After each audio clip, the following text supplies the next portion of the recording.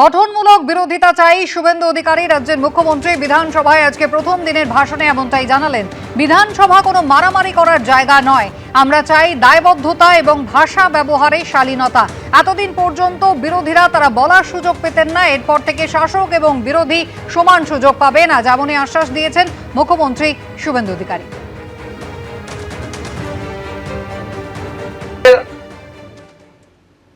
তাদের কার্যপদ্ধতিও জনগণের জানার দরকার রয়েছে। আমরা কনস্ট্রাকটিভ অপোজিশন চাই, কারণ বহুদলীয় গণতন্ত্রে আমাদের সংবিধানে স্বীকৃত।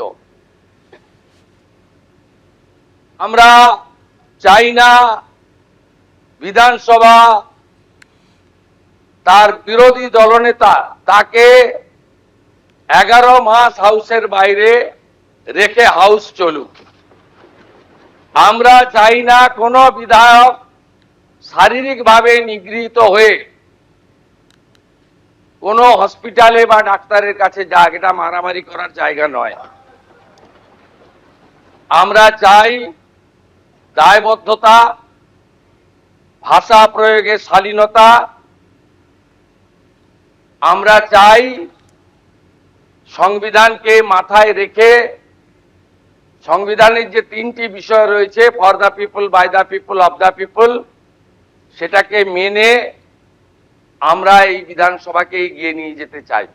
সংবিধানের পরিভাষায় বলে house belongs to the opposition. সরকার এবং বিরোধী পক্ষ সমান সময়ে পাবেন, এরপরে বিধানসভায় আলোচনার জন্য আজ এমনই আশ্বাস দিয়েছেন শুভেন্দু অধিকারী।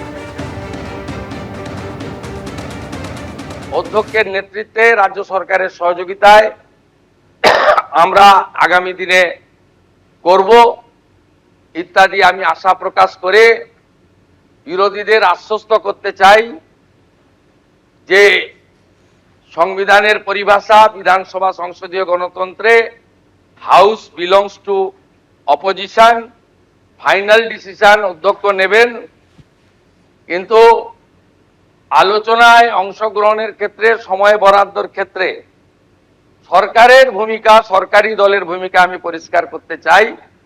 সংখ্যায় আপনারা অনেক কম হলেও আমরা 50-50 যে ভাগ আছে সেটা থেকে সরে যাব না। আমাদের সংখ্যা অনেক বেশি হলেও আপনাদের বেশি করে বলার সুযোগ যাতে অধ্যক্ষ দেন সরকার এবং সরকারি দলের, সেই ব্যবস্থা থাকবে। আমি মুখ্যমন্ত্রী হিসেবে মাননীয় বিধায়কদের কোন দল থেকে জিতেছেন বড় কথা নয়, মন্ত্রীদের সঙ্গে মিট করবেন, যদি না আপনাদের দলের আপত্তি না থাকে। মন্ত্রীদেরও বলবো বিরোধী দলের বিধায়করা অ্যাপয়েন্টমেন্ট চাইলে দেবেন।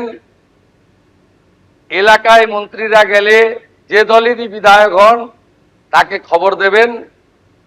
এবং মাননীয় বিধায়ক, আমরা আগে চিঠি দিলে উত্তর দিতেন না অনেক মন্ত্রী, মুখ্যমন্ত্রীর তো প্রশ্নই ছিল না। আপনারা আমাকে চিঠি দিলেন, দেবেন, প্রাপ্তি স্বীকারও পাবেন এবং কিছুটা ইতিবাচক ফলাফলও পাবেন। বিধানসভার অধিবেশন এখন থেকে লাইভ স্ট্রিমিং করা হবে, আজকে ঘোষণা করেছেন মুখ্যমন্ত্রী। মাননীয় অধ্যক্ষের নেতৃত্বে এই ঐতিহাসিক বিধানসভা, যা 1947 সালের 20 জুন ডক্টর শ্যামাপ্রসাদ মুখার্জির নেতৃত্বে ভারত ভুক্তির প্রস্তাব গৃহীত হয়েছিল 58-21 ভোটে, সেই বিধানসভায় জনগণের নজরদারিকেও সুনিশ্চিত করার ক্ষেত্রে বিভিন্ন বিতর্ক, প্রশ্নোত্তর পর্ব, bill, budget, departmental budget, private member bill, calling attention, zero hour, mention ইত্যাদি সবকিছুই যাতে লাইভ সম্প্রচারিত হয় তার ব্যবস্থা গ্রহণ করা।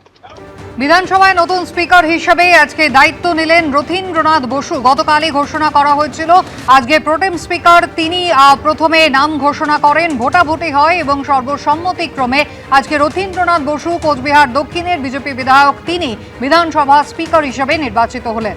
মুখ্যমন্ত্রী শুভেন্দু অধিকারী বিরোধী দলনেতা শোভনদেব চট্টোপাধ্যায় তাকে এগিয়ে দিলেন চেয়ার পর্যন্ত। অভিনন্দন জানিয়েছেন প্রোটেম স্পিকার তাপস রায়।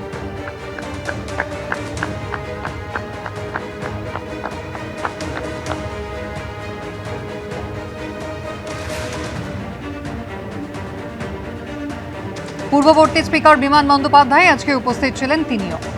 একে একে বিরোধী দলের বিধায়করা তারাও এসে অভিনন্দন জানিয়ে যান নতুন স্পিকারকে। এবিপি আনন্দ, এগিয়ে থাকে, এগিয়ে রাখে।